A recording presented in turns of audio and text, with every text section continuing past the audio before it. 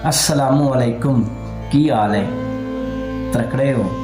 ते सजना भी गल इंज है भी एक नदी के किनारे ते दरख्त होवे ते दरख्त बड़ा वड्डा सारा होवे ते उनदे एक टाणी ते चिड़ी दा घर होवे, दूसरी टाणी ते गालड़ दा ते उनदा जेड़ा मुढ़ है ना उनदे विच चूहे दी रैश होवे। एक दिन ना तिन्ना ने आपस दे विच सलाह मशवरा किया भी क्यों ना आपां अगे अलहदा अलहदा काम करने हैं ते औखे होने हैं, क्यों ना आपां रल के काम करिए, मिल जुल के काम करिए ते आपां सौखे हो जसाएं। आपां नूं काम भी थोड़ा करना पौसी ते आपां हो भी सौखे जसाएं। उन्हां तिन्ना दी सलाह बन गई। जदों सलाह बन गई ना ते चिड़ी आख्या मैं उड़ लैनी हाँ, मैं दूर तू जाके समान ले उसां। ते गालड़ आख्या भी मैं थोड़े वास्ते खाना पकाउसां। ते जेड़ा चूहा है उस आख्या भी मैं जाके थोड़े वास्ते पानी ले उसां।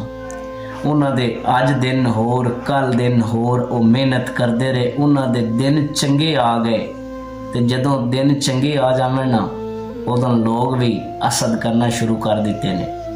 ते जंगल दे जेड़े दूसरे जानवर ते परिंदे ने ना उन्होंने हसद शुरू कर दिता। ते जदों हसद शुरू कर दिता ना तो एक दिन चिड़ी जिहड़ी है वो समान लवन वास्ते जा रही है ते रस्ते दे विच ना उन्होंने दूई चिड़ी मिली।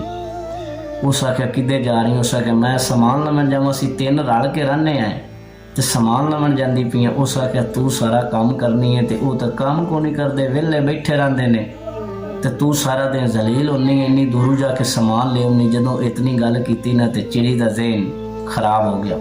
वो जिवें सियाणे आखदे ने कि गड्ड जा रही है ना उनके साए थले कुत्ता भी जा रहा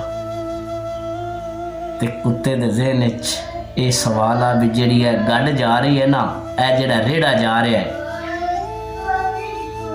ये सारा इनका वजन जिहड़ा है इनू मैं चुक के ते ये मेरे सिर ते जा रहा है।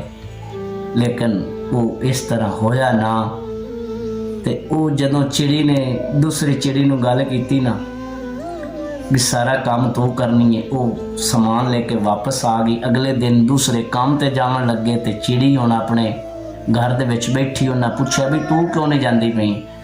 उस आख्या भी मैं किवें जाना है, तुसी सारा दिन वेले रहंदे हो, मैं सारा दिन बाहर समान लेके ते काम करनी है, तुसी वेले रहंदे हो। उन्हें आख्या तू नाराज़ ना हो, परेशान ना हो, आपां दोबारा काम वंड लैने। उस आख्या वंड लो।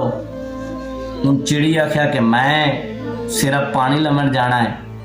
उन्होंने दोवां गालड़ ते चूहे आख्या ठीक है। ते जेड़ा गालड़ है ना उस आख्या चलो मैं बाहरों समान ले उसां। ते चूहे आख्या चलो मैं थानू खाना पका के देसां।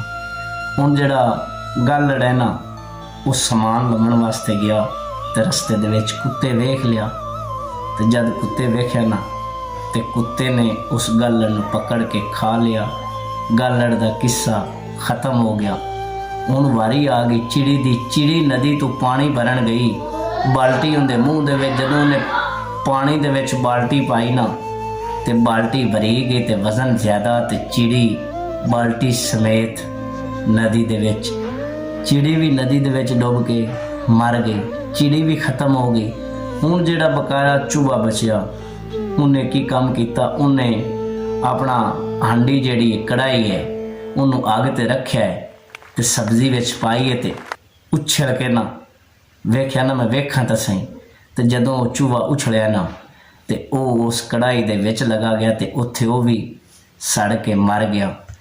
दोस्तों ते सजनों गल सुनान दा मेरा मकसद ते मतलब ये है कि इतफाक विच बड़ी बरकत है, इतिहाद विच बड़ी बरकत है, भाईचारे ते प्यार मुहब्बत विच बड़ी बरकत है। इनू कदी भी छड्या जे ना, क्यों जे इतफाक जिहड़ा हुंदा है ना, इतिहाद जिहड़ा हुंदा है ना, ये जिहड़े भी घरां दे विच हुंदा है, जिहड़े रिश्तेदारां दे विच हुंदा है ना, उन्हां ते अल्लाह ताला दी रहमत हुंदी जे। ते इनू कदी भी छड्डना नहीं। अल्लाह ताला मेरे दोस्तां ते सज्जनां नूं खुश रखे, सदा हसदे रहो, वसदे रहो। अल्लाह दे वाले।